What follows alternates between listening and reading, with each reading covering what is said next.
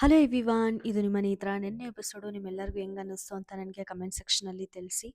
ನಿನ್ನೆ ಧನ್ರಾಜ್ ಅವರು ಮೋಸ ಮಾಡಿ ಗೆದ್ರ ಅನ್ನೋ ಒಂದು ಕ್ವಶನ್ನು ಪ್ರತಿಯೊಂದು ಕಡೆನೂ ಹರಿದಾಡ್ತಾ ಇದೆ. ಮತ್ತು ಭವ್ಯ ತ್ರಿವಿಕ್ರಮ್ ಅವರ ಜಗಳ ನಿಜವಾಗ್ಲೂ ಭವ್ಯ ಅವರು ತ್ರಿವಿಕ್ರಮ್ನ ಯೂಸ್ ಮಾಡಿಕೊಂಡು ಇಲ್ಲಿವರೆಗೂ ಬಂದರು ಅಂತ ನಿಮಗೂ ಅನ್ಸುತ್ತಾ ಅಂತ ನನಗೆ ಕಮೆಂಟ್ ಸೆಕ್ಷನಲ್ಲಿ ತಿಳಿಸಿ. ಮತ್ತು ನೆನ್ನೆ ತುಂಬ ವಿಷಯಗಳಾಯಿತು. ಗೌತಮಿ, ಮಂಜಣ್ಣ ಮತ್ತು ನಮ್ಮ ಮೋಕ್ಷಿತ ಅವರು ಒಂದಾದರು. ನೋಡೋಕ್ಕೆ ತುಂಬ ಖುಷಿಯಾಗುತ್ತೆ. ಯಾಕಂದರೆ ಇವರು 3 ಜನ ಬಾಂಡಿಂಗು ಜಸ್ಟ್ ಗೇಮ್ಗೋಸ್ಕರ ಆಗಿದ್ದಲ್ಲ, ನಿಜವಾಗ್ಲೂ ನ್ಯಾಚುರಲ್ ಆಗೇ ಇವ್ರ ಮಧ್ಯೆ ಬಾಂಡಿಂಗ್ ಆಯಿತು. ತುಂಬ ಅಂದರೆ ನೆನ್ನೆ ಇಂಟ್ರೆಸ್ಟಿಂಗ್ ಆಗಂತೂ ಇತ್ತು. ತುಂಬ ಟ್ವಿಸ್ಟ್ಗಳಿತ್ತು ಗೇಮ್ ಮಧ್ಯೆ. ಪ್ರತಿಯೊಂದನ್ನು ಮಾತಾಡೋಣ. ಅದಕ್ಕಿಂತ ಮುಂಚೆ ನನ್ನ ಚಾನಲ್ಗೆ ಇನ್ನೂ ಯಾರಾದರೂ ಸಬ್ಸ್ಕ್ರೈಬ್ ಮಾಡ್ಕೊಂಡಿಲ್ಲ ಅಂದರೆ ದಯವಿಟ್ಟು ಸಬ್ಸ್ಕ್ರೈಬ್ ಮಾಡ್ಕೊಳ್ಳಿ. ವಿಡಿಯೋ ಇಷ್ಟ ಆದರೆ ದಯವಿಟ್ಟು ಲೈಕ್ ಮಾಡಿ ಮತ್ತು ನೋಟಿಫಿಕೇಷನ್ ಐಕಾನಲ್ಲಿ ಹಾಲ್ ಅಂತ ಪ್ರೆಸ್ ಮಾಡಿ. ನಾನು ವೀಡಿಯೋ ಮಾಡಿದ ತಕ್ಷಣ ನಿಮಗೆ ಇಮಿಡಿಯೇಟ್ಲಿ ನೋಟಿಫಿಕೇಷನ್ ಬರುತ್ತೆ ಅಂತ ಹೇಳ್ತಾ, ನಿನ್ನೆ ಎಪಿಸೋಡು ಸ್ಟಾರ್ಟ್ ಆದ ತಕ್ಷಣವೇ ಮಂಜಣ್ಣ ಫುಲ್ ಎಮೋಷ್ನಲ್ ಆಗಿದ್ದಾರೆ ಅನ್ನೋದಂತೂ ಕ್ಲಿಯರಾಗಿ ಗೊತ್ತಾಗಿದೆ. ಅಂದರೆ ಮಂಜಣ್ಣ ಒಂದು ಕಡೆಗೆ ಅನಿಸಿದೆ ಮಂಜಣ್ಣಂಗೂ ಕೂಡ, ಮತ್ತು ಗೌತಮಿಯವ್ರಿಗೂ ಕೂಡ ಗೊತ್ತಾಗಿದೆ ನಾನೇ ಎಲಿಮಿನೇಟ್ ಆಗೋದು ಅಂತ. ಗೌತಮಿಯವ್ರಿಗೂ ಮಂಜಣ್ಣವ್ರಿಗೂ ಕೂಡ ಅನಿಸಿದೆ ಗೌತಮಿನೇ ಈ ವಾರ ಹೋಗೋದು ಅಂತ. ಫುಲ್ ಎಮೋಷ್ನಲ್ ಅಂತೂ 3 ಜನನೂ ಆಗಿದ್ದರು. ಹೋಗಿ ಮಂಜಣ್ಣ ಎಮೋಷ್ನಲಾಗಿ ಮಾತಾಡ್ತಾರೆ ಮೋಕ್ಷಿತ್ ಅವ್ರ ಹತ್ರ. ಇಲ್ಲಿ ನಾನು ಇಷ್ಟು ದಿನ ಆಡಿರೋದೇ ಗೇಮು ಕನ್ಸಿಡರ್ ಆಗೋದು, ಇನ್ಮೇಲಿಂದ ಇಲ್ಲಿ ಏನು ಆಡಿದ್ದೀವೋ ಅದನ್ನೇ ನೋಡಿಕೊಂಡು ಜನ ಇನ್ಮೇಲಿಂದ ವೋಟ್ ಮಾಡೋದು. ನಾನು ಇನ್ಮೇಲಿಂದ ಎಲ್ಲರ ಜೊತೆನೂ ಕೂತು ಮಾತಾಡ್ತೀನಿ, ಎಲ್ಲರ ಜೊತೆನೂ ಚೆನ್ನಾಗಿರ್ತೀನಿ ನಾನು, ಮತ್ತು ಪ್ರತಿಯೊಂದು ಗೇಮ್ನೂ ಕೂಡ ನಾನು ಎಂಜಾಯ್ ಮಾಡಿಕೊಂಡು ಆಡ್ತೀನಿ, ಇನ್ನು ನಾನು ಇಲ್ಲಿ ಜೀವಿಸ್ತೀನಿ ಅಂತೆಲ್ಲ ಎಮೋಷ್ನಲಾಗಿ ಮಾತಾಡ್ತಾರೆ. ಮೋಕ್ಷಿತ್ ಅವರು ಕೂಡ ಎಮೋಷ್ನಲ್ ಆಗ್ತಾರೆ. ಗೌತಮಿಯವ್ರ ಹತ್ರನೂ ಕೂಡ ಬಂದು ಮಾತಾಡ್ತಾರೆ. ಈ ಥರ ಮಂಜಣ್ಣ ಎಮೋಷ್ನಲಾಗಿ ಮಾತಾಡಿದರು, ನನಗೆ ಅಳು ಬಂತು, ನೀವು ಕೂಡ ಪ್ಯಾಕ್ ಮಾಡ್ಕೊಳ್ತಾ ಇದ್ರಿ, ಅದು ನೋಡಿ ನನಗೆ ಸಿಕ್ಕಾಪಟ್ಟೆ ಬೇಜಾರಾಯಿತು ಅಂದ್ಬಿಟ್ಟು 3 ಜನನೂ ಕೂತು ತುಂಬ ಚೆನ್ನಾಗಿ ಮಾತಾಡ್ತಾರೆ. ನೋಡೋಕ್ಕಂತೂ ನಿಜವಾಗ್ಲೂ ಸಿಕ್ಕಾಪಟ್ಟೆ ಖುಷಿಯಾಗುತ್ತೆ ಇವ್ರು 3 ಜನನೂ. ಯಾಕಂದರೆ ಗೇಮಿಗೋಸ್ಕರ ಮಾಡ್ಕೊಂಡಿರೋ ಬಾಂಡ್ ಅಲ್ಲ ಅದು, ಎಲ್ಲೂ ಫೇಕ್ ಅಂತ ಅಂತೂ ನಮ್ಗೆ ಯಾವತ್ತೂ ಅನಿಸಿಲ್ಲ, ನನಗೆ ಯಾವತ್ತೂ ಅನಿಸಿಲ್ಲ ಅವ್ನು 3 ಜನದ್ದು ಬಾಂಡು. ಅಂಥವ್ರು ಈಗ ಮತ್ತೆ ಒಂದಾದರು ಅಂತ ನೋಡೋದಕ್ಕೆ ತುಂಬ ಖುಷಿಯಾಗುತ್ತೆ. ಇವತ್ತು ಪ್ರೋಮೋ ಕೂಡ ಅಷ್ಟೇ ತುಂಬ ಚೆನ್ನಾಗಿತ್ತು. 2 ಕೈ ಜೋಡಿಸಿ ಕ್ಷಮೆ ಕೇಳ್ತಾರೆ ಮೋಕ್ಷಿತಾಗೆ ಮಂಜಣ್ಣ, ಮತ್ತು ಮೋಕ್ಷಿತ ಕೂಡ ಸಾರಿ ಕೇಳ್ತಾರೆ ಮಂಜಣ್ಣನಿಗೆ. ಇವರ ಎಲ್ಲರ ಬಾಂಡು ತುಂಬ ಪ್ಯೂರ್ ಆಗಿದೆ ಅಂತ ನೋಡಿದ್ರೇ ಗೊತ್ತಾಗುತ್ತೆ. ಇನ್ನು ನೆಕ್ಸ್ಟ್ ಮ್ಯಾಟ್ರ್ ಬಂದುಬಿಟ್ಟು ನಮ್ಮ ಗೌತಮಿ ಮತ್ತು ಥೂ ಭವ್ಯ ಮತ್ತು ತ್ರಿವಿಕ್ರಮ್ ಅವರು ಹೆಂಗೆ ಜಗಳ ಆಡ್ತಾ ಇರ್ತಾರೆ ಗುರು. ಪಾಪ ಭವ್ಯ ಎಷ್ಟು ಪೇಷನ್ಸಾಗಿ ಎಷ್ಟು ಕಾಮಾಗೆ ಹ್ಯಾಂಡಲ್ ಮಾಡ್ತಾ ಇದ್ದಾರೆ ಅಂದರೆ ತ್ರಿವಿಕ್ರಮ್ಗೆ ಅಷ್ಟು ಕಾಮಾಗಿ ಹ್ಯಾಂಡಲ್ ಮಾಡ್ತಾ ಇದ್ದಾರೆ. ತ್ರಿವಿಕ್ರಮ್ ಪೂರ ಡಿಸ್ಟರ್ಬ್ ಆಗೋಗ್ಬಿಟ್ಟಿದ್ದಾರೆ. 2 ಸೆಕೆಂಡ್ಗೆ ಟಿಕೆಟು ಫಿನಾಲೆ ಮಿಸ್ ಮಾಡ್ಕೊಳ್ಳೋದೇನು, ಅದಾದ ನಂತರ ಯಾರು ಫಸ್ಟು ಹನುಮಂತ ಆಯ್ಕೆ ಮಾಡಿರ್ತಾರೋ ಅವರು ಬೇರೆಯವ್ರ ಆಟನ ಡಿಸೈಡ್ ಮಾಡೋದೇನು, ಏನಿದು ಗೇಮು ಅಂತ ಸಿಕ್ಕಾಪಟ್ಟೆ ತಲೆ ಕೆಡಿಸ್ಕೊಂಡಿದ್ದಾರೆ. ಮತ್ತು ಅವ್ರಿಗೂ ಕೂಡ ಚೆನ್ನಾಗಿ ಗೊತ್ತು ಈಗ ಯಾರು ಅವ್ರನ್ನ ಸೆಲೆಕ್ಟ್ ಮಾಡಲ್ಲ ಅಂತ. ಲಾಸ್ಟ್ ಟೈಮ್ ನೀವು ಕಾರ್ತಿಕ್ನ ನೋಡಿದ್ರೆ ಕಾರ್ತಿಕ್ ಅವ್ರನ್ನೂ ಕೂಡ ಅಷ್ಟೇ ಯಾರೂ ಗೇಮಿಗೆ ತೊಗೊಂಡಿರಲ್ಲ ಆಯಿತಾ. ಆಗ ಕಾರ್ತಿಕ್ ಅವರು ಕೂಡ ಅಷ್ಟೇ ತುಂಬ ಫ್ರಸ್ಟ್ರೇಷನ್ ಆಗಿರ್ತಾರೆ. ಬಟ್ ಅದನ್ನು ತುಂಬ ಕ್ಲೀನಾಗಿ ಹ್ಯಾಂಡಲ್ ಮಾಡಿರ್ತಾರೆ. ಎಲ್ಲೂ ಅದನ್ನು ಬೇರೆಯವ್ರ ಮೇಲೆ ಸಿಟ್ಟು ತೋರಿಸೋದು ಅದು ಇದು ಮಾಡಿರಲ್ಲ ಕಾರ್ತಿಕ್ಕು, ಅವ್ರಿಗೆ ಅವರೇ ಕುಗ್ಗಿರ್ತಾರೆ. ಬಟ್ ಇಲ್ಲಿ ತ್ರಿವಿಕ್ರಮು ಭವ್ಯ ಮೇಲೆ ಆ ಫ್ರಸ್ಟ್ರೇಷನ್ ತೋರಿಸೋದು ಡೆಫಿನೆಟ್ಲಿ ಅವ್ರಿಗೆಲ್ಲೋ ಒಂದು ಮುಳುವಂತೂ ಆಗ್ತಾಯಿದೆ. ಒಂದು ಸ್ವಲ್ಪ ಪೇಷನ್ಸಾಗಿ, ಒಂದು ಸ್ವಲ್ಪ ಅಲರ್ಟಾಗಿ ತ್ರಿವಿಕ್ರಮ್ ಗೇಮ್ ಆಡೋ ಒಂದು ಸಿಚುವೇಶನ್ ಅಂತೂ ಬಂದಿದೆ. ತುಂಬ ಚೆನ್ನಾಗಿ ಹ್ಯಾಂಡಲ್ ಮಾಡಬೇಕು ಅದನ್ನು, ಬಟ್ ಅದನ್ನು ಬೇರೆ ರೀತಿಯೇ ಪೋರ್ಟ್ರೇ ಮಾಡ್ಕೊಳ್ತಾ ಇದ್ದಾರೆ ಅವ್ರಿಗೆ ಅವರೇನೆ. ಭವ್ಯ ಅವ್ರ ಹತ್ರ ಕೂತು ಮಾತಾಡ್ತಾರೆ. ಇಷ್ಟು ದಿನ ಇದ್ದಿದ್ದು ಫ್ರೆಂಡ್ಶಿಪ್ಪು ಒಂದು ಕಡೆ ಆದರೆ, ನೀನು ಒಂದು 103 ದಿನ ಫ್ರೆಂಡ್ಶಿಪ್ನ ಬಿಟ್ಬಿಟ್ಟು ನೀನು ಬೇರೆಯವ್ರ ಜೊತೆ ಪೇರಪ್ ಆಗಿ ಆಟ ಆಡ್ತೀಯಾ ಭವ್ಯ, ನನಗೆ ಗೊತ್ತಾಯಿತು ನಿನ್ನ ರಿಯಾಲಿಟಿ ಇವಾಗ ಏನು ಅಂತ ಅಂತಾರೆ. ಸೀರಿಯಸ್ಲಿ ನನಗೆ ಎಲ್ಲೂ ಭವ್ಯ ಅವರು ತ್ರಿವಿಕ್ರಮ್ನ ಫ್ರೆಂಡ್ಶಿಪ್ನ ಬಿಟ್ಟು ಆಡಿದರು ಅಂತ ನನಗೆ ಅನ್ನಿಸ್ಲಿಲ್ಲ. ಇನ್ಫ್ಯಾಕ್ಟ್ ಭವ್ಯ ಅವರು ತ್ರಿವಿಕ್ರಮ್ಗೆ ಸಪೋರ್ಟ್ ಆಗಿದ್ರು ಇಷ್ಟು ದಿನ ಅಂತ ಅನ್ನಿಸ್ತಾ ಇದೆ. ಈ ತ್ರಿವಿಕ್ರಮ್ ಆಡ್ತಿರೋ ಒಂದು ರೀತಿನ ನೋಡಿದ್ರೆ, ಮುಂಚೆ ಉತ್ತಮಕ್ಕೆ ತಗೊಳ್ಬೇಕಾದ್ರೆ ಆಗಲಿ, ಮತ್ತು ಮನೆಯಿಂದ ಯಾರು ಆಚೆ ಹೋಗಬೇಕು ಅಂತ ಕೇಳಿದಾಗೂ ಆಗಲಿ ತ್ರಿವಿಕ್ರಮ್ ಅವ್ರ ಆನ್ಸರು ಭವ್ಯ ಅವ್ರದ್ದಾಗಿತ್ತು. ಉತ್ತಮ ಅಂದರೆ ಮೋಕ್ಷಿತ್ ಅವ್ರದ್ದಾಗಿರುತ್ತೆ ತ್ರಿವಿಕ್ರಮ್ ಅವ್ರದ್ದು. ಆಗ ಭವ್ಯ ಅವರು ತುಂಬ ಸ್ಪೋರ್ಟಿವ್ ಆಗಿ ತಗೊಳ್ಳೋರು. ಬಟ್ ಈಗ ಒಂದೇ ಒಂದು ಸಲ ಭವ್ಯ ಅವರು ತ್ರಿವಿಕ್ರಮ್ ಹೆಸರು ತಗೊಳ್ಳಿಲ್ಲ ಅಂತ ಹೇಳಿ ಸಿಕ್ಕಾಪಟ್ಟೆ ಫ್ರಸ್ಟ್ರೇಷನ್ ಆಗಿದ್ದಾರೆ. ಅಷ್ಟೇ ಅಲ್ಲದೆ ನನ್ನ ಯೂಸ್ ಮಾಡಿಕೊಂಡು ಇಷ್ಟು ದಿನದವರೆಗೂ ಬಂದಿದೆಯಾ ಅಂತ ಹೇಳಿದ್ದು ಡೆಫಿನೆಟ್ಲಿ ತಪ್ಪು. ಭವ್ಯ ಅವರು ಎಲ್ಲೂ ತ್ರಿವಿಕ್ರಮ್ ಅವ್ರನ್ನ ಯೂಸ್ ಮಾಡ್ಕೊಂಡಿದ್ದಾರೆ ಅಂತ ನನಗಂತೂ ಖಂಡಿತ ಅನಿಸಲ್ಲ. ನಿಮ್ಗೆ ಅನ್ಸುತ್ತಾ ಅಂತ ನನಗೆ ಕಮೆಂಟ್ ಸೆಕ್ಷನಲ್ಲಿ ತಿಳಿಸಿ. ಇನ್ಫ್ಯಾಕ್ಟ್ ಭವ್ಯ ಅವ್ರು ಹೇಳ್ತಾರೆ, ನೀವೇ ಜಾಸ್ತಿ ತಲೆ ಕೆಡಿಸ್ಕೊಂಡು ಏನೇನೋ ಥಿಂಕ್ ಮಾಡ್ತಾ ಇದ್ದೀರಾ ತ್ರಿವಿಕ್ರಮ್, ಹಾಗೆಲ್ಲ ಯೋಚನೆ ಮಾಡಬೇಡಿ, universe will give you the best, ಯೂನಿವರ್ಸ್ನ ನಂಬಿ ಹಂಗೆ ಹಿಂಗೆ ಅಂತ ಸಮಾಧಾನ ಮಾಡ್ತಿರ್ಬೇಕಾದ್ರೆ ಇಷ್ಟೆಲ್ಲ ಪುಂಗೋ ಅವಶ್ಯಕತೆ ಇಲ್ಲ, ನೀನು ನನಗೆ ಹೇಳ್ತಾ ಇದೆಯಾ ಅಂತಾರೆ. ಯಾಕೆ ಹೇಳೋದ್ರಲ್ಲಿ ತಪ್ಪೇನಿದೆ ಗುರು. ಭವ್ಯ ಇವಾಗ ನೋಡೋ ಪ್ರಕಾರ ಭವ್ಯ ತ್ರಿವಿಕ್ರಮ್ಗಿಂತೂ ಸಿಕ್ಕಾಪಟ್ಟೆ ಮೆಚೂರ್ ಅನ್ನಿಸ್ತಾ ಇದೆ. ಮುಂಚೆ ನಾನು ನಿಜವಾಗ್ಲೂ ಚೈಲ್ಡ್ ಚಪಾತಿ ಭವ್ಯ ಅಂದ್ಕೊಂಡಿದ್ದೆ, ಬಟ್ ನೋ, ಅವರಿಗೆ ತುಂಬ ಮೆಚ್ಯೂರಿಟಿ ಇದೆ ಮತ್ತು ಅವ್ರಿಗೆ ತುಂಬ ತಾಳ್ಮೆ ಇದೆ ಅನ್ನೋದನ್ನ ನಿನ್ನೆ ಪ್ರೂವ್ ಮಾಡಿದರು. ನೀನನ್ನು ಯೂಸ್ ಮಾಡ್ಕೊಂಡಿದ್ಯಾ ಅಂದಾಗ ಕೂಡ ತ್ರಿವಿಕ್ರಮ್ಗೆ ಭವ್ಯ ಎಕ್ಸ್ಪ್ಲೇನ್ ಮಾಡೋಕ್ಕೆ ಹೋಗ್ತಿರ್ಬೇಕಾದ್ರೆ ತ್ರಿವಿಕ್ರಮ್ ಅವರು ಕೇಳಲಿಲ್ಲ. ಅಲ್ಲಿಂದ ವಾಕೌಟ್ ಮಾಡ್ತಿರ್ಬೇಕಾದ್ರೂ ಕೂಡ ಅವಾಗಲೂ ಕೂಡ ಭವ್ಯ ನನ್ನ ಯೂಸ್ ಮಾಡ್ಕೊಳ್ತಾ ಇದ್ದಾಳೆ ಅಂತಲೇ ಅಂದ್ಕೊಳ್ತಾರೆ ತ್ರಿವಿಕ್ರಮು. ವೆಮೆನ್ ಕಾರ್ಡ್ ಯೂಸ್ ಮಾಡ್ದಂಗೆ ಆಗುತ್ತೆ, ನೀವು ಬಾ ಆ ಕಾರ್ಡು ಈ ಕಾರ್ಡು ಅಂತಾರೆ, ಬಾ ಕುತ್ಕೋ ಬಾ ಅಂತಾರೆ. ಅಂದರೆ ಅಲ್ಲಿ ಭವ್ಯವ್ರು ಹೋಗ್ತಿರೋದು ಬೇಜಾರಿಲ್ಲ ತ್ರಿವಿಕ್ರಮ್ಗೆ, ನಾನು ಇಲ್ಲಿ ಅದನ್ನು ಕೆಟ್ಟದಾಗ ಕಾಣ್ತೀನೋ ಅನ್ನೋದನ್ನೇ ತ್ರಿವಿಕ್ರಮ್ ಅಲ್ಲಿ ಕೂಡ ಯೋಚನೆ ಮಾಡ್ತಾರೆ. ಹಂಗಂದು ಸುದೀಪ್ ಸರ್ ಡೆಫಿನೆಟ್ಲಿ ಈ ಪಾಯಿಂಟ್ಸ್ ಎಲ್ಲನೂ ಮಾತಾಡ್ತಾರೆ. ಈ ವುಮೆನ್ ಕಾರ್ಡ್ ಅಂತ ಏನು ಹೇಳ್ತಾ ಇದ್ದಾರೆ ತ್ರಿವಿಕ್ರಮ್ ಅವ್ರು ಡೆಫಿನೆಟ್ಲಿ ಇದ್ರ ಬಗ್ಗೆ ಅಡ್ರೆಸ್ ಮಾಡೇ ಮಾಡ್ತಾರೆ ಸುದೀಪ್ ಸರ್ ಅನ್ನಿಸ್ತಾ ಇದೆ. ಅಲ್ಲಿ ನನಗೆ ಸ್ವಲ್ಪ ಬೇಜಾರಾಯಿತು. ಭವ್ಯ ಅವ್ರ ಜೊತೆ ನಡ್ಕೊಂಡಿದ್ದ ರೀತಿ, ಅದನ್ನು ನೀನು ವುಮೆನ್ ಕಾರ್ಡ್ ಆಗಿ ಇವಾಗಲೂ ಕೂಡ ನನ್ನ ಮೇಲೆ ಯೂಸ್ ಮಾಡ್ಕೊಳ್ತಾ ಇದೆಯಾ ಅನ್ನೋ ಒಂದು ಹೇಳೋದಾಗಲಿ ಪ್ರತಿಯೊಂದೂ ನನಗೆ ಸಿಕ್ಕಾಪಟ್ಟೆ ಬೇಜಾರಾಯಿತು. ನಿಮ್ಗೇನು ಅನ್ನಿಸ್ತು ಇದ್ರ ಬಗ್ಗೆ ಅಂತ ನನಗೆ ಕಮೆಂಟ್ ಸೆಕ್ಷನಲ್ಲಿ ತಿಳಿಸಿ. ಮತ್ತು ಮಂಜನಾ ಮತ್ತು ಗೌತಮಿ, ಮೋಕ್ಷಿತಾ ಅವರೆಲ್ಲರೂ ಕೂಡ ಸ್ವಲ್ಪ ಚೆನ್ನಾಗಿ ಕೂತು ಮಾತಾಡೋದನ್ನ ತೋರಿಸ್ತಾರೆ. ಇನ್ನೊಂದು ಕಡೆ ತ್ರಿವಿಕ್ರಮು ಮತ್ತು ರಜತ್ ಅವರು ಇರೋ ಮಾರ್ಕ್ಸು ಬೋರ್ಡ್ ಹತ್ರ ಹೋಗ್ಬಿಟ್ಟು, ನೋಡೋ ಚಿಕ್ಕ ಹುಡುಗಿ ಅಂತ ಇದ್ವಿ 200 ಆಟನೇ ಆಡೋಕ್ಕೆ ಬರಲ್ಲ ಅಂದ್ಕೊಂಡಿದ್ವಿ 150, ಇವನು ನೋಡೋ ದಡ್ಡ ಡಿಸಿಷನ್ ಮೇಕಿಂಗ್ ಬರಲ್ಲ ಅಂತ ಇದ್ವಿ, ಕನ್ಫ್ಯೂಸಿಂಗ್ ಅಂತ ಇದ್ವಿ, ನೋಡೋ ಇವನು ಇದೆಲ್ಲದಕ್ಕಿಂತ ಹೈಲೈಟು ನಮ್ಮ ಗ್ರೇ ಏರಿಯಾ ಝೀರೋ, ಆಹಾ ನೋಡೋದಕ್ಕೆ ಎಷ್ಟು ಖುಷಿ ಅಂದ್ಬಿಟ್ಟು ಮಂಜಣ್ಣನ ಕಾಲು ಎಳ್ಕೊಂಡು ಎಲ್ಲರೂ ಮಾತಾಡ್ತಿರೋದನ್ನ ತೋರಿಸ್ತಾರೆ. ಇನ್ನು ಇದೆಲ್ಲ ಆದಮೇಲೆ ಧನ್ರಾಜ್ ಅವ್ರು ವಿನ್ ಆಗಿದ್ದರಿಂದ ಎಲ್ಲರೂ ಯಾರನ್ನ ಸೆಲೆಕ್ಟ್ ಮಾಡಬೇಕು ಅನ್ನೋದು ಧನ್ರಾಜ್ ಅವ್ರ ಕೈಯಲ್ಲಿರುತ್ತಲ್ಲ, ಅದನ್ನು ಹನುಮಂತ್ ಅವ್ರ ಹತ್ರ ಕೂತ್ಕೊಂಡು ಡಿಸ್ಕಸ್ ಮಾಡ್ತಿರ್ತಾರೆ. ಆ ಏರಿಯಾ ಏನಿರುತ್ತೆ ಅದು ನಿಜವಾಗ್ಲೂ ಲಕ್ಕಿ ಏರಿಯಾ ಅಂತ ನನಗೆ ಅನ್ನಿಸ್ತಾ ಇದೆ. ಯಾಕಂದರೆ ಅಲ್ಲಿ ಕೂತ್ಕೊಂಡು ಮಾತಾಡ್ತಾರೆ ಧನ್ರಾಜ್ ಅವರು, ಅಬ್ಬಾ ಈ ಸಲ ನಾನು ಗೆಲ್ಲಬೇಕಪ್ಪ, ಇದನ್ನು ಏನದು ಮಿಡ್ ವೀಕ್ ಎಲಿಮಿನೇಷನಿಂದ ಎಸ್ಕೇಪ್ ಆಗಬೇಕಪ್ಪ ಈ ಟಾಸ್ಕಲ್ಲಿ ಇದ್ಬಿಟ್ಟು, ಇವತ್ತೇ ಲಾಸ್ಟಾ ನಾಳೆನೇ ಲಾಸ್ಟಾ ಟಾಸ್ಕ್ ಅಂತ ಕೂತು ಮಾತಾಡ್ತಿರೋದನ್ನ ತೋರಿಸ್ತಾರೆ. ಮತ್ತು ಪೂಸಿ ಹೊಡಿತಾರೆ ರಜತು, ತ್ರಿವಿಕ್ರಮು, ಭವ್ಯ ಅವರೆಲ್ಲ ಹೋಗ್ಬಿಟ್ಟು ನನ್ನ ಸೆಲೆಕ್ಟ್ ಮಾಡ್ಕೊ ಅಂತ ರಿಕ್ವೆಸ್ಟ್ ಮಾಡೋದನ್ನ ನಮ್ಗಲ್ಲಿ ತೋರಿಸ್ತಾರೆ. ಅದಾದ ನಂತರ ಧನ್ರಾಜ್ ಅವರು ಸೆಲೆಕ್ಟ್ ಮಾಡಬೇಕಾಗಿರುತ್ತೆ ಯಾವ್ಯಾವ ಟೀಮ್ ಮೆಂಬರು ಆಡಬೇಕು ಅಂತ. ಧನ್ರಾಜ್ ಅವರ ಸೆಲೆಕ್ಷನು ನನಗೆ ಸಿಕ್ಕಾಪಟ್ಟೆ ಇಷ್ಟ ಆಯಿತು. ಧನ್ರಾಜ್ ಸೆಲೆಕ್ಟ್ ಮಾಡೋದು ರಜತ್ ಅವರು, ರಜತ್ ಅವ್ರನ್ನ ಸೆಲೆಕ್ಟ್ ಮಾಡ್ತಾರೆ, ಮತ್ತು ಮಂಜು ಅವ್ರನ್ನ ಸೆಲೆಕ್ಟ್ ಮಾಡ್ತಾರೆ. ಅದಾದ ನಂತರ ಇನ್ನೊಂದು ಯಾರನ್ನ ಸೆಲೆಕ್ಟ್ ಮಾಡ್ತಾರಪ್ಪ, ಭವ್ಯವ್ರನ್ನ ಸೆಲೆಕ್ಟ್ ಮಾಡಲ್ಲ, ಮೋಕ್ಷಿತಾ ಅವ್ರನ್ನ ಸೆಲೆಕ್ಟ್ ಮಾಡ್ತಾರೆ. ಮೋಕ್ಷಿತಾ ಅವ್ರನ್ನ ಸೆಲೆಕ್ಟ್ ಮಾಡ್ತಾ ಅವ್ರು ಹೇಳೋದು, ಇವ್ರು ರಜತ್ ಅವರು 50 ಡೇಸ್ ವೈಲ್ಡ್ ಕಾರ್ಡ್ ಎಂಟ್ರಿ ಅವ್ರು ಬಂದರೂ ಕೂಡ ಅವರು ತುಂಬ ಚೆನ್ನಾಗಿ ಆಟಾಡ್ಕೊಂಡು ಬಂದಿದ್ದಾರೆ. ನನಗೆ ಕಾಂಪಿಟೇಟರ್ ಜೊತೆ ಆಡಬೇಕು ಅಂತ ನಾನು ಸೆಲೆಕ್ಟ್ ಮಾಡ್ತಿದ್ದೀನಿ ಅಂತಾರೆ. ಸೇಮ್ ಥಿಂಗ್ ವಿತ್ ಮಂಜು ಅವ್ರಿಗೂ ಕೂಡ ಸೇಮ್ ಹೇಳ್ತಾರೆ, ಕಾಂಪಿಟೇಟರ್ ಅವ್ರ ಜೊತೆ ಆಡಿ ನಾನು ಗೆಲ್ಲಬೇಕು ಅಂತ ನಾನು ಮಂಜು ಅವ್ರನ್ನ ಸೆಲೆಕ್ಟ್ ಮಾಡ್ತಿದ್ದೀನಿ ಅಂತಾರೆ. ಮೋಕ್ಷಿತ್ ಅವರು ಕೂಡ ಅಷ್ಟೇ, ಚೀಲದಲ್ಲಿ ಜಸ್ಟ್ ಮಿಸ್ ಆಗಿ ನಾನು ಅವ್ರ ಜೊತೆ ಸೋತಿದ್ದೀನಿ, ಸೊ ಅವ್ರ ಜೊತೆ ಆಡಬೇಕು ಅಂತ ಇಷ್ಟಪಡ್ತೀನಿ ಅಂತ ಅಂದ್ಬಿಟ್ಟು ಈ 3 ಜನನೂ ಸೆಲೆಕ್ಟ್ ಮಾಡ್ಕೊಳ್ತಾರೆ. ತುಂಬ ಚೆನ್ನಾಗಿ ಆ್ಯಕ್ಚುಲಿ ಆಡಿದ್ರು ಈ ಒಂದು ಟಾಸ್ಕ್ನ ಮಂಜಣ್ಣ ಅವರು. ತುಂಬ ಗ್ರೇ ಏರಿಯಾ ಅದು ಇದು ಅಂತೀವಲ್ಲ, ಹಿಂಗೆ ರಿಂಗ್ ಹಾಕೋದ್ರಲ್ಲಿ ತುಂಬ ಚೆನ್ನಾಗಿ ಆಡಿದ್ರು. ಫಸ್ಟ್ ಆಫ್ ಆಲ್ ರಿಂಗ್ನ ಎಲ್ಲನೂ ತೊಗೊಬರೋದೇ ರಜತ್ ಅವರು, ಒಂದೇ ಒಂದು ರಿಂಗ್ ಮಾತ್ರ ಬೀಳಿಲ್ಲ, ನಿಜವಾಗ್ಲೂ ಟಫ್ ಲಕ್ ಅಂತ ಅನ್ನಿಸುತ್ತೆ. ಮತ್ತು ಮಂಜಣ್ಣ ಒಂದು ಟ್ರಿಕ್ ಯೂಸ್ ಮಾಡಿ ಹಾಕ್ತಾರೆ, ಆ ಟ್ರಿಕ್ನ ಮೋಕ್ಷಿತ್ ಅವ್ರಿಗೂ ಹೇಳ್ತಾರೆ. So first Manjanna, second Mokshitha, third ನಮ್ಮ ರಜತ್ ಅವರು, ಫೋರ್ತು ಧನ್ರಾಜ್ ಅವರು ಆಡಲ್ಲ ಆ್ಯಕ್ಚುಲಿ. ಅದು ಕೂಡ ಟಫ್ ಲಕ್ಕು, ಸಿಕ್ಕಾಪಟ್ಟೆ ಬೇಜಾರಾಗ್ತಾರೆ ಧನ್ರಾಜ್ ಅವರು, ಅರೆ ಹೆಂಗಾಗೋಯ್ತು ಅಂತ. ಮತ್ತು ಗೆಸ್ನ ಕರೆಕ್ಟಾಗೇ ಮಾಡಿರೋದು ಇವರು ಗೌತಮಿಯವ್ರು ಮಾಡಿರ್ತಾರೆ ಅನಿಸುತ್ತೆ, ಭವ್ಯ ಅವ್ರು ಮಾಡಿರ್ತಾರೆ. ಸೊ ಅಲ್ಲಿ ಅವ್ರಿಗೆ 30 ಪಾಯಿಂಟ್ಸ್ ಸಿಗುತ್ತೆ, ಇನ್ಯಾರಿಗೂ ಸಿಗಲ್ಲ. ಸೊ ರಜತ್ ಅವ್ರು ಸೆಲೆಕ್ಟ್ ಮಾಡಿರ್ತಾರೆ ಅನಿಸುತ್ತೆ, ಐಮ್ ನಾಟ್ ಶ್ಯೂರ್, ಜ್ಞಾಪಕ ಇಲ್ಲ ಸೀರಿಯಸ್ಲಿ. ಸೊ ಹಂಗಾಗಿ ಈ ಒಂದು ಟಾಸ್ಕಲ್ಲಿ ಮಂಜಣ್ಣ ಅವರು ಗೆಲ್ತಾರೆ.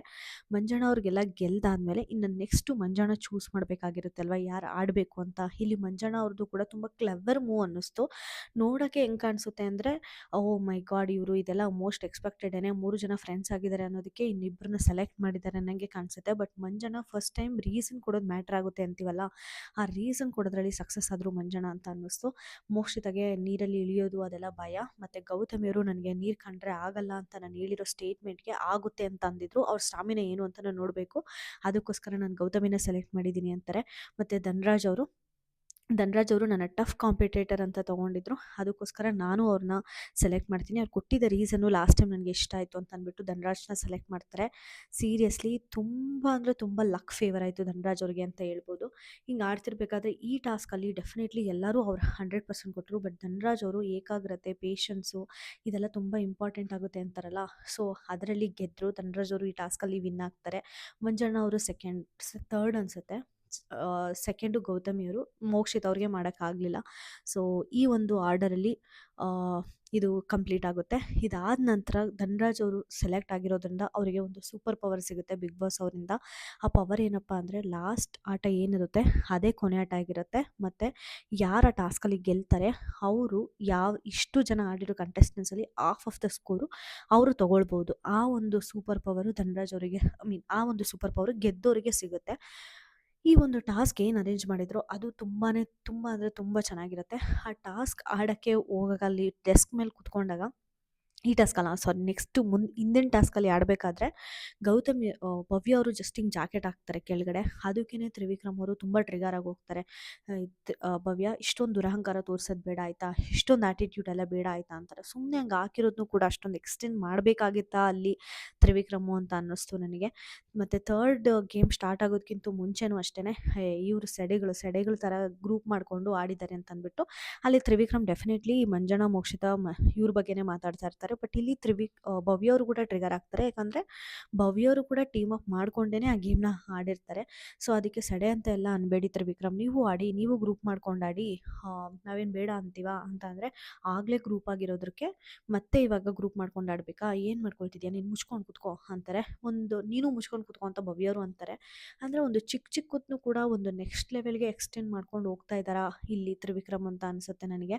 ಭವ್ಯವ್ರು ಇನ್ಫ್ಯಾಕ್ಟ್ ಹೇಳ್ತಾರೆ, ತ್ರಿವಿಕ್ರಮ್ ನೀವು ಯಾರ್ಯಾರ ಕೋಪನೂ ನನ್ನ ಮೇಲೆ ತೋರಿಸ್ಬೇಡ್ರಿ, ನನ್ನ ಒಂದು ಫ್ರಸ್ಟ್ರೇಷನ್ ಬಾಕ್ಸಾಗಿ ಮಾಡ್ಕೋಬೇಡಿ ಆಯಿತಾ ಅಂತ ಕೂಡ ತುಂಬ ವಾರ್ನಿಂಗ್ ಕೊಟ್ಟಂಗೆ ಅನಿಸುತ್ತೆ ನಮಗೆ.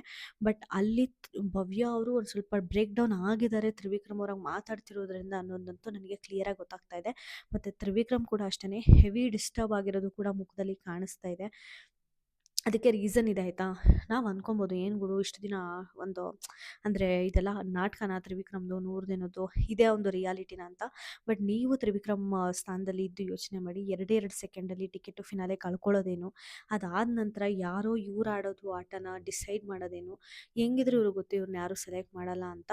ಸೊ ಅದಾದಮೇಲೆ ಅವ್ರ ಗೆಳತಿಗೇನೆ ಚಾನ್ಸ್ ಸಿಗೋದೇನು, ಯಾವಾಗಲೂ ತನ್ನ ಗೆಳತಿ ಅವ್ರ ಹೆಸರನ್ನೇ ತೊಗೊಳ್ತಿದ್ದವಳು ಸಡನ್ನಾಗಿ ಇವಾಗ ಬೇರೆಯವ್ರ ಹೆಸರು ತೊಗೊಳ್ಳೋದೇನು, ಪ್ರತಿಯೊಂದು ಡೆಫಿನೆಟ್ಲಿ ಮೆಂಟಲಿ ತ್ರಿವಿಕ್ರಮ್ಗೆ ಎಫೆಕ್ಟ್ ಮಾಡೇ ಮಾಡುತ್ತೆ ಆಯಿತಾ. ಇದನ್ನು ಯಾವುದಂತ ಕಂಟ್ರೋಲ್ ಮಾಡ್ಕೊಳ್ತಾರೆ, ಡೆಫಿನೆಟ್ಲಿ ಫ್ರಸ್ಟ್ರೇಟ್ ಆಗ್ತಾರೆ. ಆ ಫ್ರಸ್ಟ್ರೇಷನಲ್ಲೇ ತ್ರಿವಿಕ್ರಮ್ ಮಾತಾಡಿರೋದು. ಆ ಒಂದು ಫ್ರಸ್ಟ್ರೇಷನ್ನ ಡೆಫಿನೆಟ್ಲಿ ಕಂಟ್ರೋಲ್ ಮಾಡ್ಕೋಬೇಕು. ಈ ಒಂದು ಸಿಚುವೇಶನ್ನ ಕ್ಲೀನಾಗಿ ಹ್ಯಾಂಡಲ್ ಮಾಡಿದ್ದಿದ್ರೆ ಟ್ರೋಫಿ ತ್ರಿವಿಕ್ರಮ್ಗಾಗಿರೋದು. ಬಟ್ ಆ ಫ್ರಸ್ಟ್ರೇಷನಲ್ಲಿ ಸಿಕ್ಕಾಪಟ್ಟೆ ಡಿಸ್ಟರ್ಬ್ ಆಗಿ ಏನೇನೋ ಮಾತಾಡ್ತಾ ಇದ್ದಾರೆ. ಅದನ್ನು ಒಂದು ಸ್ವಲ್ಪ ಕಂಟ್ರೋಲ್ ಮಾಡ್ಕೊಳ್ಳೇಬೇಕು. ತಾರಮ್ಮಯಿಂದ ಒಂದು ಒಳ್ಳೆ ಸಜೆಷನ್ ಸಿಗಲಿ ತ್ರಿವಿಕ್ರಮ್ಗೆ ಅಂತ ನಾನು ಇಷ್ಟಪಡ್ತೀನಿ. ಇನ್ನು ಇದಾದಮೇಲೆ ಲಾಸ್ಟ್ ಕೊನೆಯ ಟಾಸ್ಕ್ ಏನಿರುತ್ತೆ ಅದು ಸಿಕ್ಕಾಪಟ್ಟೆ ಮಜವಾಗಿತ್ತು. ಇಲ್ಲೇ ಧನ್ರಾಜ್ ಅವರು ಮೋಸ ಮಾಡಿ ಸೋತ್ರ ಅನ್ನೋ ಪಾಯಿಂಟು ಕೂಡ ಬರುತ್ತೆ. ಅದೇನಪ್ಪ ಆಗಿರುತ್ತೆ ಅಂದರೆ, ಅದೇ ನಾನು ಹೇಳಿದ್ನಲ್ಲ, ಹಾಫ್ ಪಾಯಿಂಟ್ಸು ಬೇರೆಯವ್ರ ಕಂಟೆಸ್ಟೆಂಟ್ಸಲ್ಲಿ ತೊಗೊಳ್ಬೋದು. ಆ ಒಂದು ಅಡ್ವಾಂಟೇಜ್ ಇರುತ್ತೆ. ಒಂದು ವಿನ್ ಆಗಿರೋ ಒಂದು ಕಂಟೆಸ್ಟೆಂಟ್ಸ್ಗೆ ಅಂತ ಅನೌನ್ಸ್ ಮಾಡ್ತಾರೆ. ಇಲ್ಲಿ ನಮ್ಮ ಧನ್ರಾಜ್ ಅವರು ಆಯ್ಕೆ ಮಾಡಬೇಕಾದ್ರೆ ಅವರು ಸೆಲೆಕ್ಟ್ ಮಾಡ್ಕೊಂಡಿದ್ದ ರೀತಿ, ಅವರು ಉತ್ತರ ಕೊಟ್ಟಂಥ ರೀತಿ ಬೇರೆಯವರಿಗೆ ಸೆಲೆಕ್ಟ್ ಮಾಡಲ್ದಿದ್ದವ್ರಿಗೆ ನನಗೆ ತುಂಬ ಖುಷಿಯಾಯಿತು. ಫಸ್ಟ್ ಬಂದುಬಿಟ್ಟು ತ್ರಿವಿಕ್ರಮ್ ಅವ್ರನ್ನ ಸೆಲೆಕ್ಟ್ ಮಾಡ್ಕೊಳ್ತಾರೆ. ಅವ್ರನ್ನ ಸೆಲೆಕ್ಟ್ ಮಾಡ್ಕೊಳ್ತಿರ್ಬೇಕಾದ್ರೆ ಅವರು ಕೊಡೋಂಥ ರೀಸನ್ನು ನಾನು ಲಾಸ್ಟ್ ಆಟದಲ್ಲೇ ಹೇಳಿದ್ದೆ. ಅವರು ಲಾಸ್ಟ್ ಆಟದಲ್ಲಿ ತ್ರಿವಿಕ್ರಮ್ನ ಯಾಕೆ ಸೆಲೆಕ್ಟ್ ಮಾಡಲ್ಲ ಅಂತ ಕೊಡಬೇಕಾದ್ರೆ ರೀಸನ್ ಹೇಳಿರ್ತಾರೆ. ಈಗ ತಾನೇ ಆಡಿದ್ದಾರೆ, ಸ್ವಲ್ಪ ರಿಸ್ಕ್ ತೊಗೊಳ್ಳಿ ಅಂತ. ನಾನೇನಾದರೂ ಗೆದ್ದರೆ ಇನ್ನೊಂದು ಆಟಕ್ಕೆ ನಾನು ತ್ರಿವಿಕ್ರಮ್ನ ಸೆಲೆಕ್ಟ್ ಮಾಡ್ತೀನಿ ಅಂತ ಹೇಳಿರ್ತಾರೆ ಧನ್ರಾಜ್ ಅವರು. ಆ ಒಂದೇ ಒಂದು ಮಾತನ್ನ ಕನ್ಸಿಡರ್ ಮಾಡಿಕೊಂಡ್ರು ಧನ್ರಾಜ್ ಅವರು ತ್ರಿವಿಕ್ರಮ್ನ ಸೆಲೆಕ್ಟ್ ಮಾಡ್ತಾರೆ. ಇನ್ಫ್ಯಾಕ್ಟ್ ನಾನು ಆ ಜಾಗದಲ್ಲಿ ಇದ್ದಿದ್ರೆ ತ್ರಿವಿಕ್ರಮ್ನ ಖಂಡಿತನೇ ಸೆಲೆಕ್ಟ್ ಮಾಡ್ತಾ ಇರಲಿಲ್ಲ, ಮಾತನ್ನು ಮುರಿತಾ ಇದ್ದೆ ಅಂತ ಅನಿಸುತ್ತೆ. ಯಾಕಂದರೆ ತ್ರಿವಿಕ್ರಮು ಪಜಲ್ ಜೋಡಿಸೋದ್ರಲ್ಲಿ ತುಂಬ ಸ್ಟ್ರಾಂಗು, ತುಂಬ ಕ್ವಿಕ್ ಆಗಿದ್ದಾರೆ. ಅವ್ರನ್ನ ತೊಗೊಂಡ್ರೆ ಈ ಮೂಮೆಂಟಲ್ಲಿ ಮಿಡ್ ವೀಕ್ ಎಲಿಮಿನೇಷನ್ ಅಂತ ಸ್ಟ್ರಾಂಗ್ ಒಂದು ಪಾಯಿಂಟ್ ಇರಬೇಕಾದ್ರೆ ಅವ್ರ ಮಾತಿಗೆ ನಿಂತ್ಕೊಳ್ತಾರಲ್ಲ, ಸೀರಿಯಸ್ಲಿ ತುಂಬ ಇಷ್ಟ ಆದರು ಅಲ್ಲಿ ನನಗೆ ಧನ್ರಾಜ್ ಅವರು. ತ್ರಿವಿಕ್ರಮ್ನ ಸೆಲೆಕ್ಟ್ ಮಾಡ್ತಾರೆ. ನೆಕ್ಸ್ಟು ಬಂದುಬಿಟ್ಟು ನಮ್ಮ ಮೋಕ್ಷಿತ ಮತ್ತು ರಜತ್ನ ಸೆಲೆಕ್ಟ್ ಮಾಡ್ತಾ, ಇವರಿಬ್ಬರು ಪಜಲಲ್ಲಿ ವೀಕ್ ಇದ್ದಾರೆ, ಅದಕ್ಕೋಸ್ಕರ ನಾನು ಕಾಂಪಿಟೇಟರ್ ಆಗಿ ತೊಗೊಳ್ತೀನಿ ಅಂತಾರೆ. ಅದು 100% ವರ್ಕ್ ಆಯಿತು ಅಂತಲೂ ಕೂಡ ಹೇಳ್ಬೋದು. ಇನ್ನು ತ್ರಿವಿಕ್ರಮು ತುಂಬ ಚೆನ್ನಾಗಿ ಇನ್ನು ಯಾರ್ಯಾರನ್ನ ಸೆಲೆಕ್ಟ್ ಮಾಡಿಲ್ಲ ಅಂತ ಹೇಳ್ಬೇಕಾದ್ರೆ, ಗೌತಮಿ ಅಕ್ಕ ಮತ್ತು ಭವ್ಯ ಅಕ್ಕ ತುಂಬ ಸ್ಟ್ರಾಂಗ್ ಇದ್ದಾರೆ. ಇವ್ರನ್ನೆಲ್ಲ ಸೆಲೆಕ್ಟ್ ಮಾಡಿದ್ರೆ ತುಂಬ ಈಸಿಯಾಗಿ ಇದನ್ನು ಮುಗಿಸ್ತಾರೆ ಅನಿಸುತ್ತೆ ಅಂತಲೇ ಡೆಫಿನೆಟ್ಲಿ ಎಲ್ಲರಿಗೂ ರೀಸನ್ ಅದೇ ಕೊಟ್ಟರು, ಯಾಕೆ ಸೆಲೆಕ್ಟ್ ಮಾಡಿಲ್ಲ ಅಂತ. ತುಂಬ ಜೆನ್ಯೂನ್ ಅಂತ ಅನ್ನಿಸ್ತು. ಇದಾದ ನಂತರನೇ ಒಂದು ಟಾಸ್ಕ್ ಸ್ಟಾರ್ಟ್ ಆದಾಗ ಆ ಟಾಸ್ಕ್ ಏನಪ್ಪ ಇರುತ್ತೆ ಅಂದರೆ, ಕೀ ಒಂದು ಕೆಳಗಡೆ ಇರುತ್ತೆ, ಒಂಥರ ಪಜಲ್ ಥರನೇ ಅದು ಹಿಂಗಿರುತ್ತೆ, ಆದರೆ ಅದು ಕಾಣಿಸಲ್ಲ. ಅದನ್ನು ಗೆಸ್ ಮಾಡ್ಕೊಂಡು ಬಂದು ಆ ಕೀನ ಆಚೆ ತೆಗೆದು ಒಂದು ಸೂಟ್ ಕೇಸಲ್ಲಿ ಇದಿರುತ್ತೆ, ಪಜಲ್ಸ್ ಎಲ್ಲ ಜೋಡಿಸಿರ್ತಾರಲ್ಲ, ಅದನ್ನು ಒಂದು ಚೀಲ ಇರುತ್ತೆ, ಅದನ್ನು ತೆಗೆದುಬಿಟ್ಟು ಹೋಗಿ ಪಜಲ್ನ ಯಾರು ಜೋಡಿಸ್ತಾರೋ ಬಿಗ್ ಬಾಸ್ ಅನ್ನೋದನ್ನ ಅವರು ವಿನ್ನರ್ ಅಂತ ಇರುತ್ತೆ. ಇಲ್ಲಿ ಧನರಾಜ್ ಅವರು ಮೋಸ ಮಾಡಿದ್ರಾ ಅಂತ ನಾವು ಕೇಳೋದಾದ್ರೆ, ಮೋಸ ಮಾಡಿಲ್ಲ ಗುರು. ಬಿಗ್ ಬಾಸ್ ಟೀಮ್‌ಗೆ ಗೊತ್ತಾಗ್ಲಿಲ್ಲ ಅಂದ್ರೆ ಧನರಾಜ್ ಅವ್ರು ಏನ್ ಮಾಡಕ್ಕಾಗುತ್ತೆ? ಇನ್‌ಫ್ಯಾಕ್ಟ್ ಅಲ್ಲಿ ಎಲ್ಲಾರ ಮುಂದೆನೂ ಮಿರರ್ ಇತ್ತು. ಬರೀ ಧನರಾಜ್ ಅವ್ರ ಮುಂದೆ ಮಿರರ್ ಇತ್ತು ಅಂತ ನಾವು ಹೇಳಕ್ಕಾಗಲ್ಲ. ಎಲ್ಲಾರ ಮುಂದೆನೂ ಒಂದೊಂದು ಸ್ಟ್ಯಾಂಡಿಂಗ್ ಮಿರರ್ ಇತ್ತು. ಅದನ್ನ ಧನರಾಜ್ ಅವ್ರು ನೋಡ್ಕೊಂಡ್ರು, ಬೇರೆ ಕಂಟೆಸ್ಟೆಂಟ್ ನೋಡ್ಕೊಳ್ಳಿಲ್ಲ. ಅದು ಅವ್ರ ತಪ್ಪು ಅಲ್ವಾ? ನನಗೆ ಇಲ್ಲಿ ಧನರಾಜ್ ಅವರು ಮೋಸ ಮಾಡಿ ಗೆದ್ರು ಅಂತ ನನಗೆ ಖಂಡಿತ ಅನ್ಸಲ್ಲ. ನಿಮ್ಗೆ ಅನ್ಸುತ್ತಾ ಅಂತ ನನಗೆ ಕಮೆಂಟ್ ಸೆಕ್ಷನಲ್ಲಿ ತಿಳಿಸಿ. ಫಸ್ಟ್ ತಗೊಂಡ್ ಬರ್ತಾರೆ. ಮತ್ತೆ ಪಜಲ್‌ನೂ ಕೂಡ ಅಷ್ಟೇನೆ ತುಂಬಾ ಚೆನ್ನಾಗಿ ಜೋಡಿಸ್ತಾರೆ. ಫಸ್ಟ್ ವಿನ್ ಆಗ್ತಾರೆ. ಅಲ್ಲೇನೆ ಧನರಾಜ್ ಅವ್ರಿಗೆ ಗೊತ್ತಾಗ್ಬಿಡುತ್ತೆ, ನಾನೇ ಮಿಡ್ ವೀಕ್ ಎಲಿಮಿನೇಷನ್‌ಯಿಂದ ಪಾರಾಗಿರೋದು ಅಂತ. ಡೆಫಿನೆಟ್ಲಿ ಒಂದು ಡಿಸರ್ವಿಂಗ್ ಕಂಟೆಸ್ಟೆಂಟ್ ಅಂತೂ ಒಂದು ಮಿಡ್ ವೀಕ್ ಎಲಿಮಿನೇಷನ್‌ನಿಂದ ಪಾರಾಗಿದ್ದಾರೆ. ಇನ್ನು ನೆಕ್ಸ್ಟ್ ಬಂದ್ಬಿಟ್ಟು ತ್ರಿವಿಕ್ರಮು. ಆ ಒಂದು ಗ್ರೇ ಏರಿಯಾ ತ್ರಿವಿಕ್ರಮ್ ಕಂಡಿಡ್ಕೊಂಡಿದ್ರೆ ಚೆನ್ನಾಗಿರೋದಾ ಅಂತ ಅನ್ನಿಸ್ತು. ಯಾಕಂದರೆ ಹಾಫ್ ಪಾಯಿಂಟ್ಸ್ ಬೇರೆಯವ್ರಿಂದ ತಗೋಬಹುದು ಅಂತ ಇದ್ದಾಗ ಮೋಸ್ಟ್ಲಿ ಇವರಿಗೆ ಸ್ಕೋರ್ ಮಾಡ್ಕೊಳ್ಳೋ ಅಂಥ ಚಾನ್ಸಸ್ಸು ತುಂಬ ಇರೋದು. ಬಟ್ ಅದನ್ನು ಮಿಸ್ ಮಾಡಿಕೊಂಡ್ರು ತ್ರಿವಿಕ್ರಮು. ಆ ಗ್ರೇ ಏರಿಯಾ ಅದು ವೆರಿ ರೇರ್ ಆಯಿತಾ. ಏನೋ ಲಕ್ಕಾಗಿ ನಮ್ಮ ಇವರಿಗೆ ಧನರಾಜ್ ಅವರಿಗೆ ಗೊತ್ತಾಗಿದೆ. ರಜತ್ ಅವ್ರಿಗೆ ಗೊತ್ತೇ ಆಗಿಲ್ಲ ಅನ್ನೋದು ಕ್ಲಿಯರಾಗಿ ಗೊತ್ತಾಗುತ್ತೆ ನಮಗೆ. ಯಾಕಂದರೆ ಮಂಜು ಅವ್ರು ಕೇಳಿದಾಗ ನನಗೆ ಕಾಣಲಿಲ್ಲ ಅಂತ ಹೇಳ್ತಾರೆ. ಸೊ ಹಾಗಾಗಿ ಫಸ್ಟು ನಮ್ಮ ಧನರಾಜ್ ಅವ್ರು ಮುಗಿಸ್ತಾರೆ. Second Trivikram, third Mokshitha, fourth Rajath. Rajath puzzle ಇಷ್ಟು ವೀಕಾ ಅಂತ ನನಗಂತೂ ಗೊತ್ತಿರಲಿಲ್ಲ. ಸೊ ಹಾಗಾಗಿ ಅದನ್ನು ಕರೆಕ್ಟಾಗೆ ಗೆಸ್ ಮಾಡಿದ್ದು ನಮ್ಮ ಗೌತಮಿಯವರಾಗಿರ್ತಾರೆ. ಗೌತಮಿಯವರಿಗೆ 30 ಪಾಯಿಂಟ್ಸ್ ಬರುತ್ತೆ. ಇನ್ನೆಲ್ಲರೂ ತ್ರಿವಿಕ್ರಮ್‌ನ ಗೆಸ್ ಮಾಡಿರ್ತಾರೆ. ಬಟ್ ಅದು ರಾಂಗ್ ಆಗಿರುತ್ತೆ. ಹಿಂಗಾಗಿ ಈ ಒಂದು ಮಿಡ್ ವೀಕ್ ಎಲಿಮಿನೇಷನಿಂದ ಧನರಾಜ್ ಅವರು ಅಲ್ಲಿ ಎಸ್ಕೇಪ್ ಆಗ್ತಾರೆ. ಇದೆಲ್ಲ ಆದ ನಂತರ ನಮ್ಮ ಭವ್ಯ ಅವರು ಸಿಕ್ಕಾಪಟ್ಟೆ ಬೇಜಾರು ಮಾಡ್ಕೊಳ್ತಾರೆ. ಅಲ್ಲ, ಯಾರಿಗೋ ಪಾಯಿಂಟ್ಸ್ ಕೊಡೋದಾದ್ರೆ ನಾವ್ಯಾಕೆ ಕೈ ಎಲ್ಲ ಮುರ್ಕೊಂಡು ಆಟ ಆಡಬೇಕು? ನೋಡು ಇವಾಗ ಹಾಫ್ ಪಾಯಿಂಟ್ಸ್ ಕೊಟ್ಟರು. ಮತ್ತೆ ಇನ್ನೊಂದು ಬೇರೆ ಸ್ಟೇಟ್ಮೆಂಟ್ ಬೇರೆ ಅದಕ್ಕೆ, ಓ ಈ ಪಾಯಿಂಟ್ ಆಡ್ ಮಾಡಲಿಲ್ಲ ಅಂದ್ರೂ ನೀವೇ ವಿನ್ ಆದ್ರಿ ಅಂತ. ಓ ಅದು ನಮ್ಮ ಹೊಟ್ಟೆ ಉರ್ಸೋಕ್ಕೆ. ಯಾಕೆ ಮತ್ತೆ ವಿನ್ ಆಗಿದ್ದಾರಲ್ಲ, ಆ ಪಾಯಿಂಟ್ ನಮ್ಗೆ ರಿಟರ್ನ್ ಕೊಡ್ರಿ ಅಂತ ಅಂದ್ಬಿಟ್ಟು ಬಿಗ್ ಬಾಸ್ಗೆ ಕ್ವಶನ್ ಕೇಳ್ತಾರೆ. ಇದೊಂದು ಸಿಲ್ಲಿ ಪಾಯಿಂಟ್ ಇರ್ಬೋದು. ಬಟ್ ಸುದೀಪ್ ಸರು ನಮ್ಮ ಬಿಗ್ ಬಾಸ್ ಡಿಸಿಷನ್ನೇ ಕ್ವಶನ್ ಮಾಡ್ತೀಯಾ ನೀನು ಅಂತ ಅಂದ್ಬಿಟ್ಟು ಮಿಡ್ ವೀಕಲ್ಲಿ ರುಬ್ಬೋದಂತೂ ವೀಕೆಂಡಲ್ಲಿ ರುಬ್ಬೋದಂತೂ ಗ್ಯಾರಂಟಿ ನಮ್ಮ ಭವ್ಯ ಅವರಿಗೆ. ಒಂಥರ ಕ್ಯೂಟಾಗಿ ಮಾತಾಡ್ತಾರೆ ಭವ್ಯ ಅವರು. ತುಂಬ ಚೆನ್ನಾಗಿ ಆಟ ಆಡ್ತಾ ಇದ್ದಾರೆ. ಒಂದು ಕಾಮಾಗಿ ಪೇಷನ್ಸಾಗೆ ಇದ್ದಾರೆ ಅನ್ನೋದಂತೂ ನನಗೆ ಕ್ಲಿಯರಾಗಿ ಗೊತ್ತಾಗ್ತಾ ಇದೆ. ಎಂಟೈರ್ ಎಪಿಸೋಡ್ ನಿನ್ನೆ ನೋಡೋಕೆ ಹೋದರೆ ಡೆಫಿನೆಟ್ಲಿ ತುಂಬ ಇಂಟ್ರೆಸ್ಟಿಂಗ್ ಆಗಿತ್ತು. ಹಾಗೇನು ಒಂದು ಡಿಸರ್ವಿಂಗ್ ಕಂಟೆಸ್ಟೆಂಟು ಒಂದು ಮಿಡ್ ವೀಕ್ ಎಲಿಮಿನೇಷನಿಂದ ಪಾರಾದರು. ಗೌತಮಿಯವರು ಅನ್ಫಾರ್ಚುನೇಟ್ಲಿ ತುಂಬ ಚೆನ್ನಾಗಿ ಆಡಿದ್ದಾರೆ. ಆಡಲಿಲ್ಲ ಅಂದರೆ ಇಲ್ಲಿವರೆಗೂ ಅಂತೂ ಖಂಡಿತ ಬರೋಕ್ಕಾಗಲ್ಲ. ಸೊ ಇವತ್ತು ಮಿಡ್ ವೀಕ್ ಎಲಿಮಿನೇಷನಲ್ಲಿ ಎಲಿಮಿನೇಟ್ ಆಗಿದ್ದಾರೆ. ಇದ್ರ ಬಗ್ಗೆ ನಿಮ್ಮ ಅಭಿಪ್ರಾಯ ಏನು ಅಂತ ನನಗೆ ಕಮೆಂಟ್ ಸೆಕ್ಷನಲ್ಲಿ ತಿಳಿಸಿ. ವಿಡಿಯೋ ಇಷ್ಟ ಆದರೆ ದಯವಿಟ್ಟು ಲೈಕ್, ಶೇರ್ ಆ್ಯಂಡ್ ಸಬ್ಸ್ಕ್ರೈಬ್ ಅಂತ ಹೇಳ್ತಾ ನಾನು ಈ ವಿಡಿಯೋನ ಮುಗಿಸ್ತಾ ಇದ್ದೀನಿ. Thank you so much.